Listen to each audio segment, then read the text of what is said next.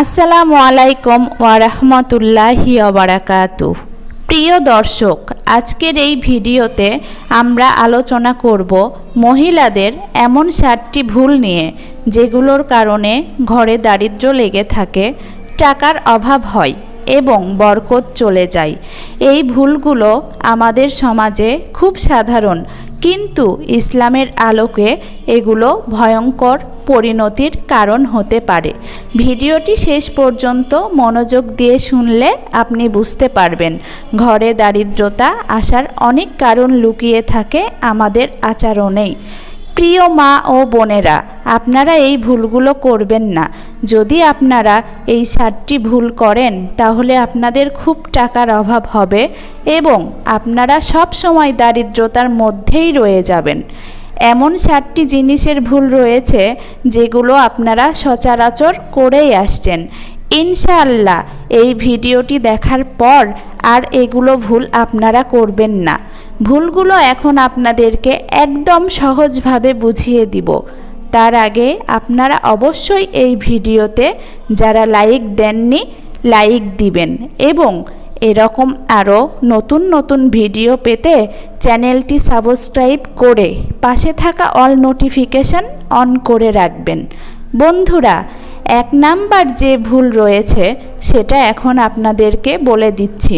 ভুলটি হলো পর্দাহীনতা ও বেপর্দা সাজসজ্জা। আজকের দিনে অনেক নারী পর্দাকে অবহেলা করছেন। বাজারে যাওয়া, বাসার ছাদে ওঠা, সোশ্যাল মিডিয়ায় ভিডিও তোলা, সব জায়গায় এমনভাবে চলাফেরা করছেন যেন ইসলাম কোনো শর্ত দেয়নি। অনেকে বলেন মন ভালো তো পর্দা করতেই হবে কেন, অথচ কুরআনে আল্লাহ রব্বুল আলামিন স্পষ্টভাবে নারীদের পর্দার নির্দেশ দিয়েছেন। হে নবী, ঈমানদার নারীদের বলুন তারা যেন তাদের দৃষ্টি অবনত রাখে এবং নিজেদের লজ্জাস্থান হেফাজত করে। সূরা আন-নূর আয়াত নাম্বার 31। পর্দাহীনতা শুধু গুনাহ না, বরং ঘরের রিজিকেও প্রভাবিত করে। যে ঘরে নারীরা শরীর প্রদর্শন করে সেই ঘরে বরকতের দরজা বন্ধ হতে শুরু করে। আশা করি আপনারা 1 নাম্বার ভুলের কথা বুঝতে পেরেছেন। এখন আপনাদেরকে 2 নাম্বার ভুলের কথা জানিয়ে দিব। চুল খোলা রাখা, চুলের খোপা ও বাহ্যিক স্টাইল শো অফ করা। নারীদের সৌন্দর্য চুলে, এটা ঠিক, তবে সেই সৌন্দর্য শুধু স্বামীর জন্য হালাল। অনেক নারী এখন মোটা খোপা, উঁচু স্টাইল করে বাইরে যান, এমনকি খোলা চুলে ছবি তুলে সোশ্যাল মিডিয়ায় পোস্ট দেন। রাসূল সাল্লাল্লাহু আলাইহি সাল্লাম এদেরকে উটের কুজের মতো খোপা করা নারী বলে জান্নাত থেকে বঞ্চিত হওয়ার হুমকি দিয়েছেন। 2 ধরনের মানুষ আছে যারা জান্নাতে যাবে না।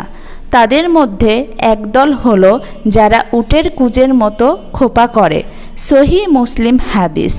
চুলের সাজ আর বাহ্যিক স্টাইল যদি শয়তানকে খুশি করে তাহলে আল্লাহর রহমত সে ঘর থেকে সরে যেতে বাধ্য। 3 নাম্বার কারণ হলো অতিরিক্ত গয়না, চুড়ি, ঘড়ি ও সাজসজ্জার পেছনে অপ্রয়োজনীয় খরচ। সুন্দর থাকা ইসলামে নিষিদ্ধ নয়, বরং উৎসাহিত করা হয়েছে। কিন্তু যখন এই সাজসজ্জা হয়ে যায় অপচয়, অহংকার বা প্রতিযোগিতার মাধ্যম, তখনই সমস্যা শুরু হয়। অনেকে বলেন ও আমার থেকে বেশি গয়না পরে, আমাকেও কিনতেই হবে। এই মনোভাব থেকে আসা হিংসা, ঋণ করা এবং অপচয়, যা বরকত নষ্ট করে দেয়। আল্লাহ বলেন, নিশ্চয়ই অপচয়কারীরা শয়তানের ভাই। সূরা আল ইসরা আয়াত নাম্বার 27। যে নারী অহেতুক গয়না, চুড়ি, মেকআপের পেছনে সময় ও টাকা নষ্ট করেন তার ঘরে শান্তি আসার জায়গা থাকে না। 4 নাম্বার ভুল হলো মুখমণ্ডলে অশ্লীল সাজ ও লিপস্টিক ব্যবহার করে বাহিরে যাওয়া। লাল লিপস্টিক, গাঢ় মেকআপ, ফাউন্ডেশন এসব শুধু সৌন্দর্য নয়, অনেক সময় পুরুষদের দৃষ্টি আকর্ষণের কারণ হয়ে দাঁড়ায়। এটা শুধু গুনাহ নয়, বরং পুরো সমাজের ফিতনার দরজা খুলে দেয়।